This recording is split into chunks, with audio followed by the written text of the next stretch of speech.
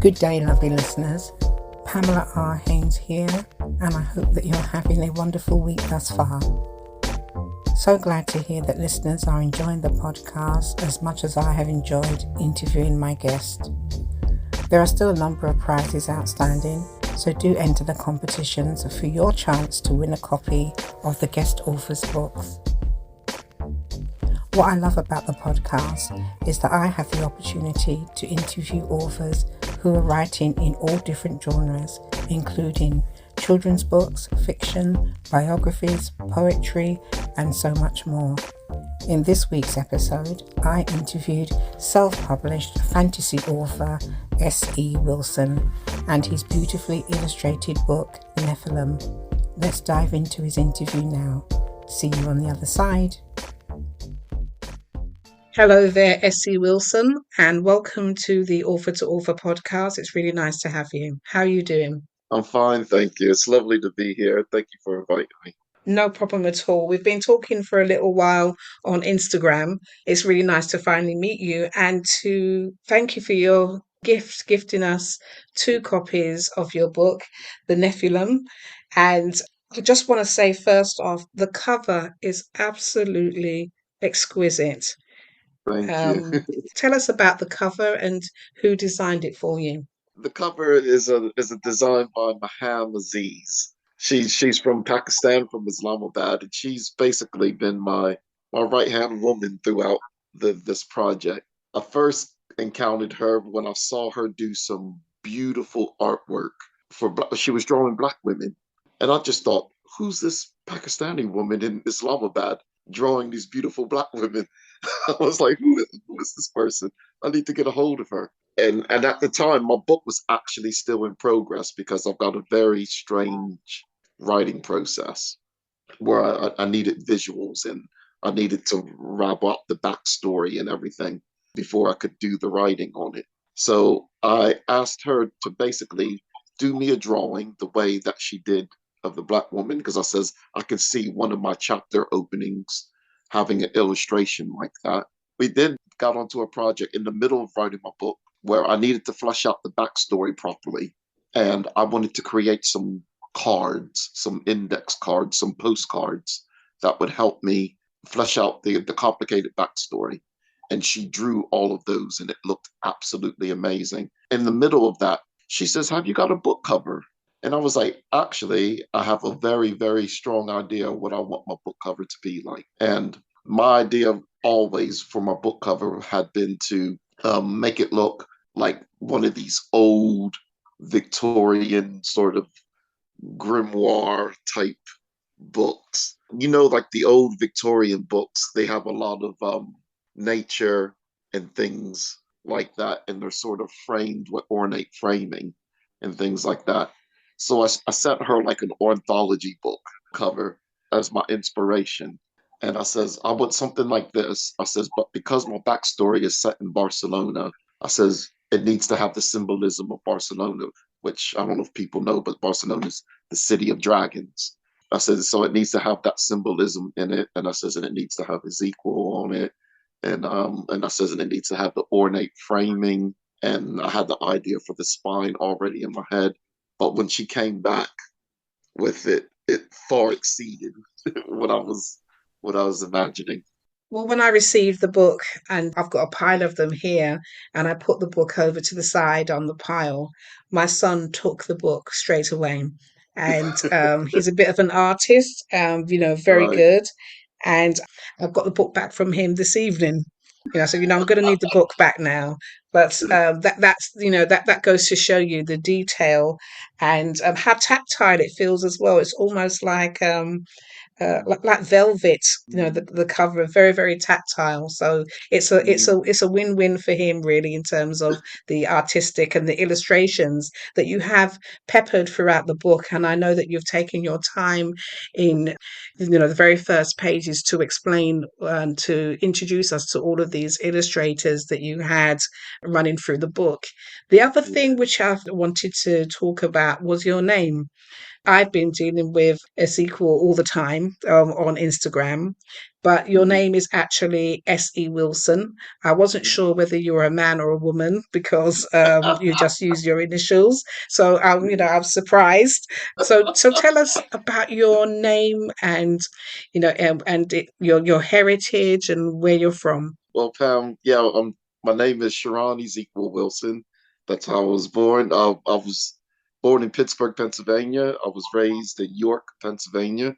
My dad is from a little place called Fawn Grove, Pennsylvania. My mom is from Cockeysville, Maryland. She grew up near the Temptations, down the street from them. and Oh wow.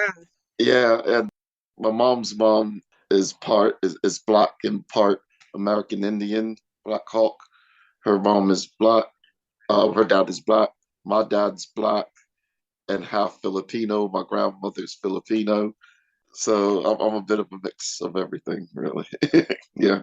Well, again, that's surprising because I thought that I was talking to an author in the United Kingdom. I thought that you were based here. But where in the Yeah. world are you based now?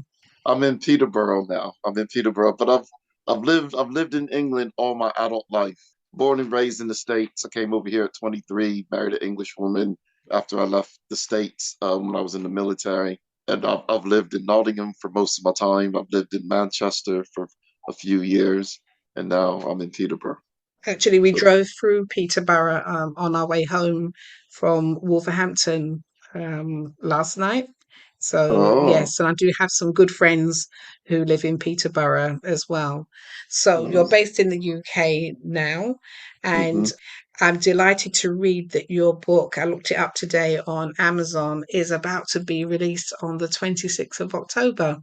How do you Yes. feel? Tell us what the journey has been like to get to this point.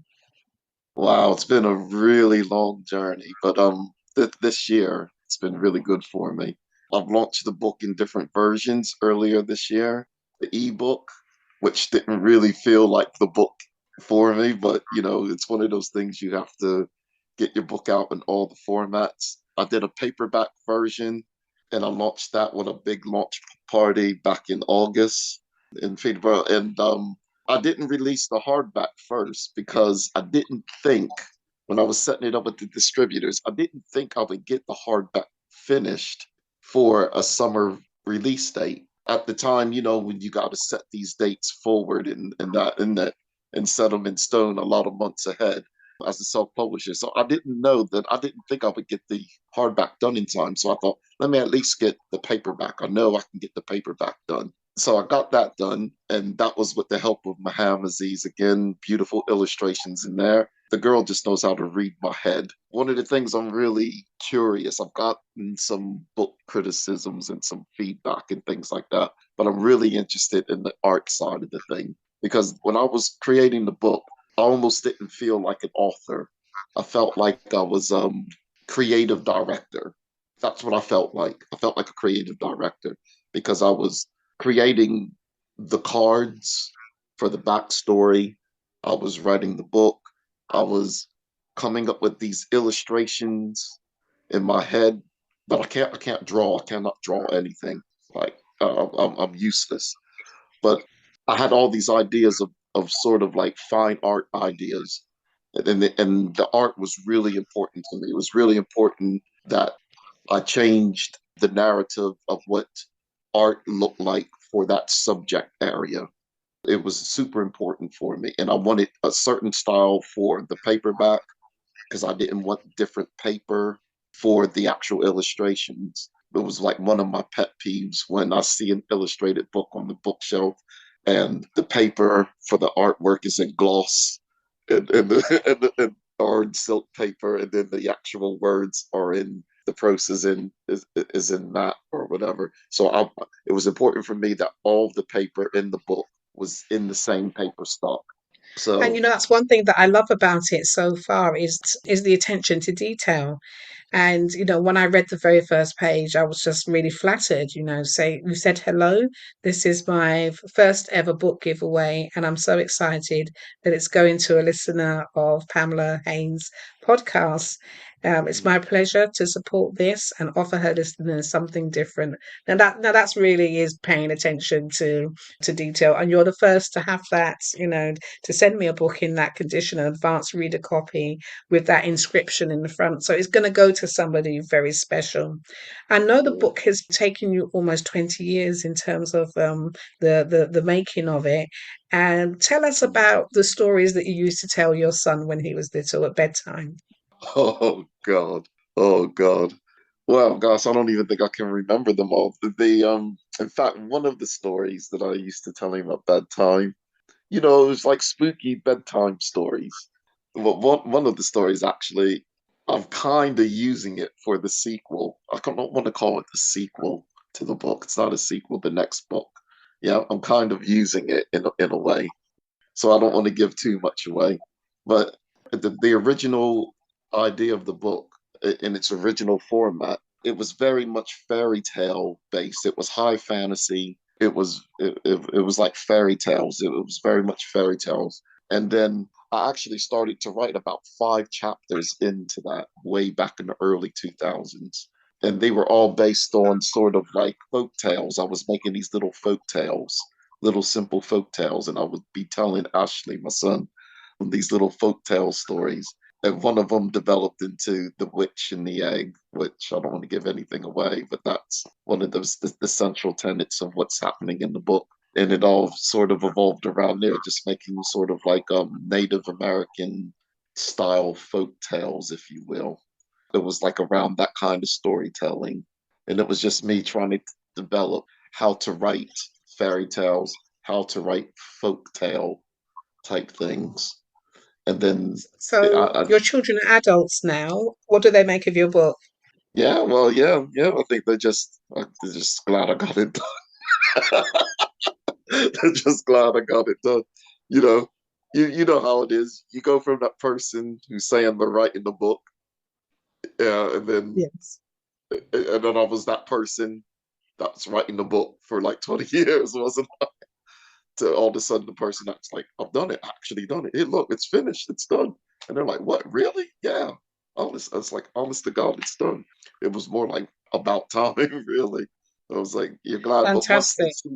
once they seen the actual finished product, and like you say, once they understood the detail that I put in it, then they were like, wow, okay, now we understand why it took so long.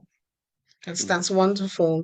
But going back a little bit, you did mention that there is more than one book. Is it a trilogy? Is it a series? Yeah, How would you describe it? it's definitely a series. It's not a trilogy. I've got 3 other books in my head. I'm actually working on the second one right now. And I've actually got the titles for the next 2 books. And I kind of already know what the fourth book is going to do in my head, though I haven't titled it. But the next 2 books are definitely like I know what's going on. I'm actually in what I call pre-production with my second book right now. I'm doing all the research. I'm at the point where I'm layering the narrative.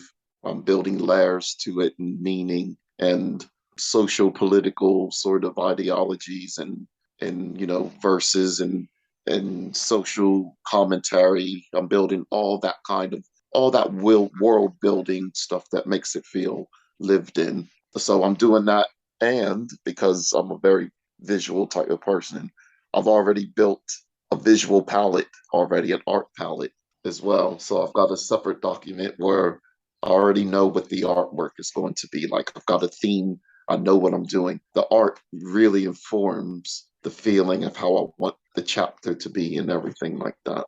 But it's not just art, is it? You get a sense that there is music that's running through the book. Your story's being shaped by different influences, not just art, but music as well. And I'm sure Yeah, right at the beginning, there's a dedication. Is it the Red Hot Chili Peppers? Or did I read yes, that wrong? yeah, Yeah. yeah. So does music then also feature throughout the whole series as well? It does. Yeah, it does. Music has been massively important to how I tell my narrative, to how I tell the story for the feelings that I wanted. for each chapter. For an example, the second chapter in the book is called Sun is Shining, and that's from Bob Marley. Like, I literally, for years, Pamela, because it took me years to write that chapter, for years, I would wake up in the morning and the very first thing that would come into my head is sun is shining. You know, that was the first thing that would come into, and I would live as Hyienna and be making my way off the ferry into Formentera. That was the first thing for years and years and years. I could never imagine my book without Sun is Shining. I could never imagine it without it. There's another chapter in my book that's called Yasmina, Psalm of Lament, Yasmina, though you probably wouldn't be able to tell from the chapter if you read it, but that was my version of Lisa Stansfield's All Woman. That song just haunted me. It was just like, I need to make like a prose of a chapter about a woman who feels like that song. And that got me. There was another chapter as well called Twice Remembered, Once Lit, or is it Twice Remembered, Once Lived, or it might have been, I think it might have been that one, where Janet Jackson's The Body That Loves You, just I couldn't get that out of my head while doing that But it chapter. sounds as though your music taste is quite eclectic. But if you had to lean towards one persuasion or another, which one would it be? It doesn't really work like that for me. I use music as a tool. I don't have a when I'm using it for writing it's a tool, it's a means to an end, and it doesn't matter where it comes from. Like for me, the characters themselves also had a song.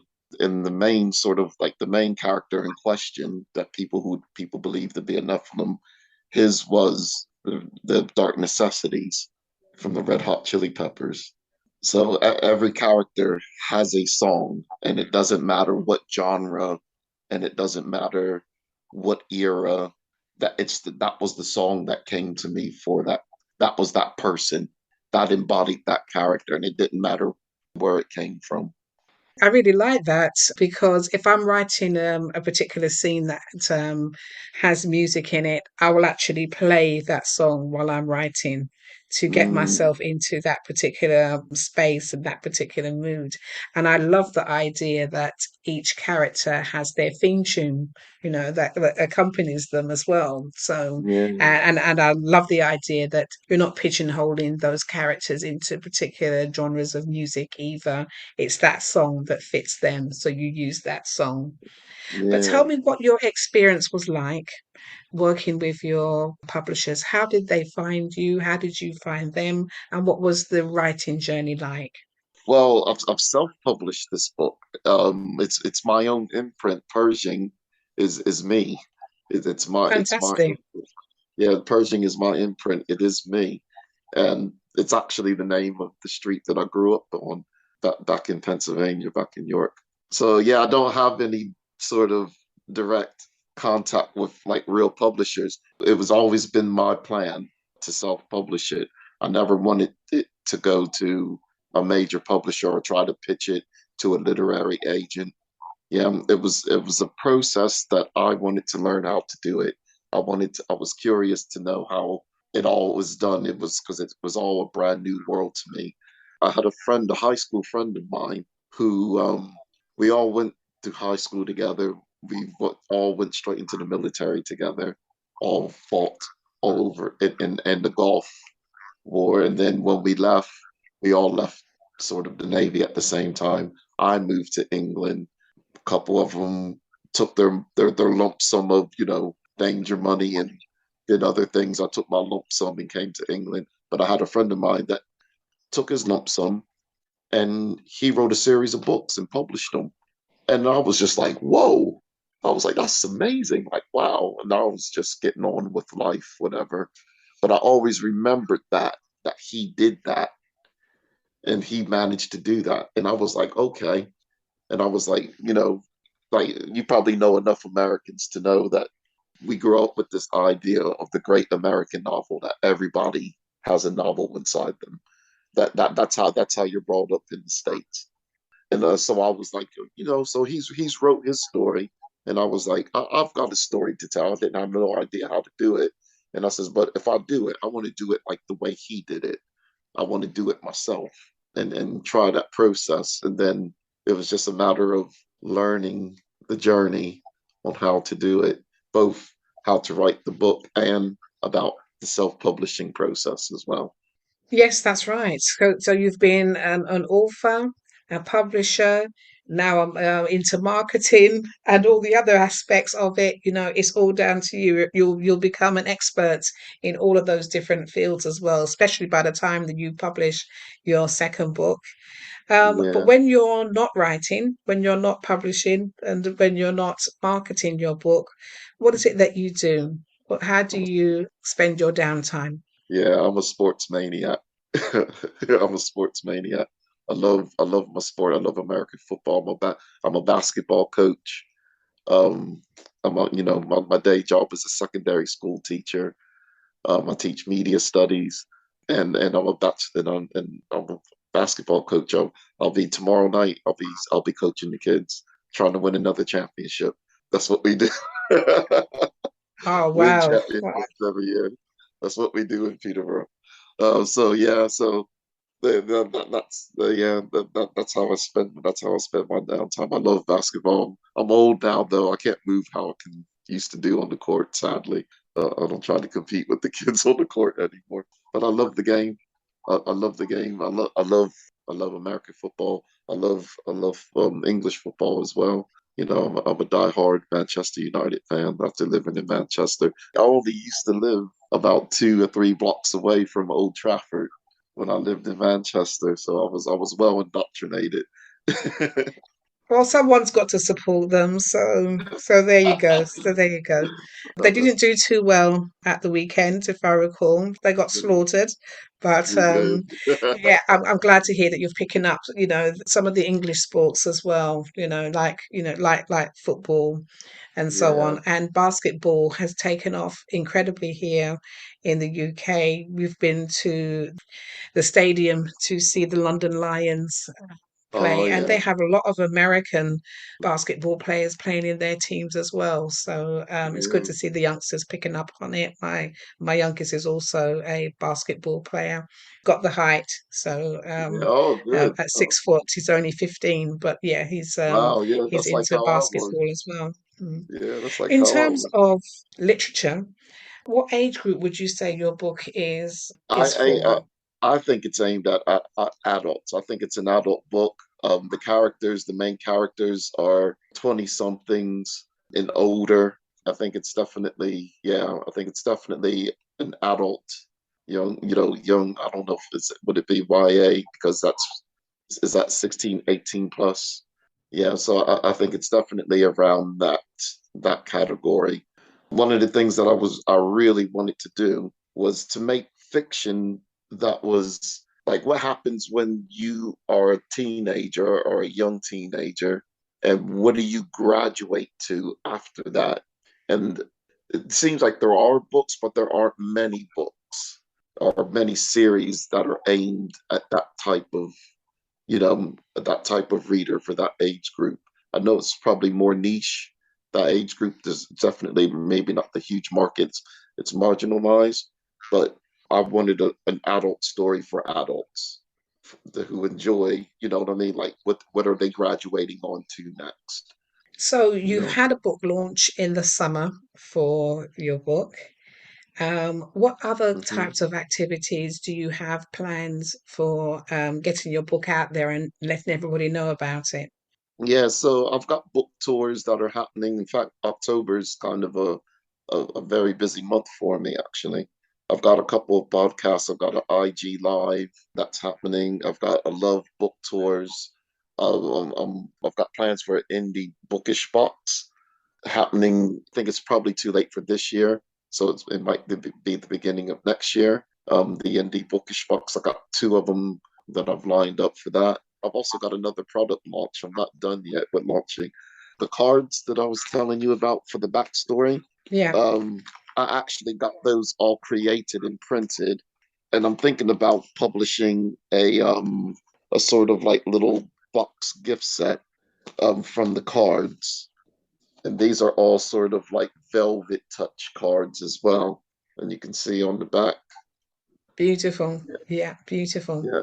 So I'm thinking about doing them as well, publishing that. And been in fact I've just been talking to Maham just because everything starts with her with artwork. I've been talking to Maham, so I've been saying to her, I've had this thing in my head about doing a graphic novel because one of the formats that the story, the Nephilim, started out as was as a graphic novel. But of course, I can't draw. So it started off as a graphic novel, and then I abandoned that idea, and I thought, no, I've got a literary idea. There's literary things that I want to try to do, but the graphic novel thing is still in my head, and it won't go away. I've gotten ideas, and so I was thinking that the backstory can be created as a graphic novel or as a it might be a format that I might invent myself actually. A bit of a like a coffee top lookbook that's got graphic Wow. novel element to it. So I think that is going to be my immediate next project to launch. Well, okay, if people want to follow your journey, if they want to know when you're launching your products, and they want to pre-order a copy of your debut novel, how would they get in touch with you? Well, I've got a website which is www.ezequiel.com. I have an Instagram which is at Ezequiel Official. I have a Twitter at Ezequiel Official. I have a YouTube at Ezequiel Official. And I also have a Facebook page. Yeah, I've got a Facebook page as well, which is Ezequiel Official as well. Right. So there's a number of avenues that people can, get Yeah, hold of you and to get hold of not just this yeah, books, but the ones that you have in the pipeline as well. That's yeah, fantastic.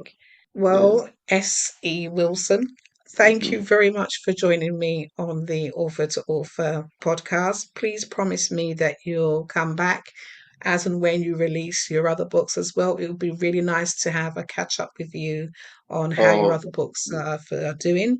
So once again, I wish you every success with them. right. Cheers. Thank you. Thank you, Pamela. Thank you. Really appreciate it. Thank you. It's been lovely meeting you. I hope you enjoyed listening to S.C. Wilson talking about his book Nephilem. It is competition time now. What is the name of the illustrator of Nephilem? To enter the competition, DM me on Instagram at Loving the Author and leave me the correct answer by this Friday for your chance to win a copy of his book. Good luck and have a safe week ahead. Bye for now.